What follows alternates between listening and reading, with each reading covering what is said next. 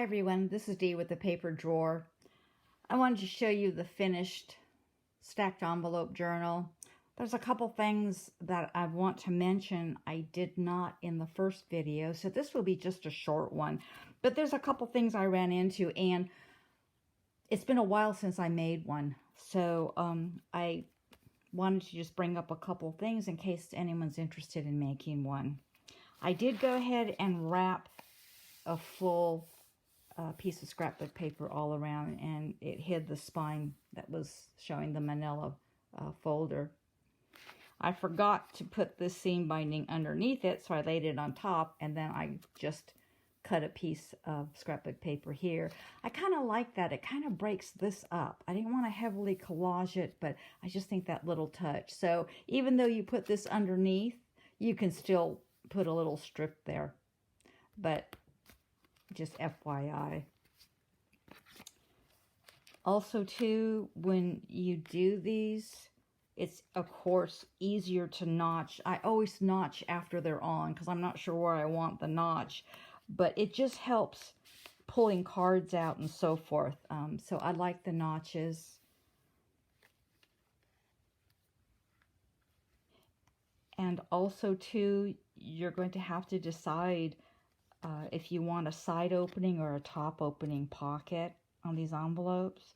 Again, I cut mine after the fact. Of course, it's easier before, but I wasn't really sure. And I did that on my first one too. I cut the openings after I had it on the journal. What you're also going to find possibly is you're going to have an opening that's kind of an L shape. And I can't remember how that happens, but it was in junk mail that it mostly happened to. So you may have to glue one side. If you want a top opening, the long side, you're going to have to just put a little bead of glue on, or vice versa. Close up the top and you have a side opening. Okay. Once I wrap the back to clean off that spine, these envelopes are going to have to go on it. So the flaps are right here, because I wanted a clean spine and try to make it all one, but it doesn't really matter.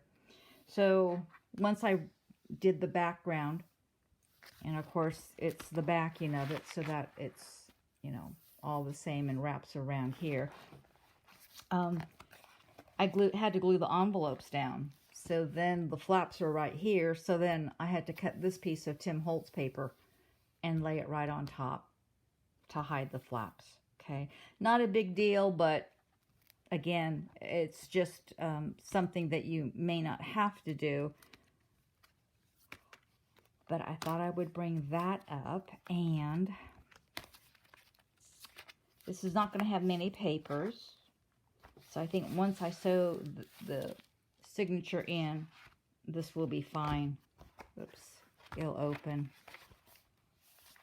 Okay. And I notched these also. Just have to put tags in them and then they're complete. I'm not sure if this one's going to go into my Etsy shop. I've got 3 others that I'm going to do. But I wanted to just bring those things up to you just to mention, to make it a little bit easier.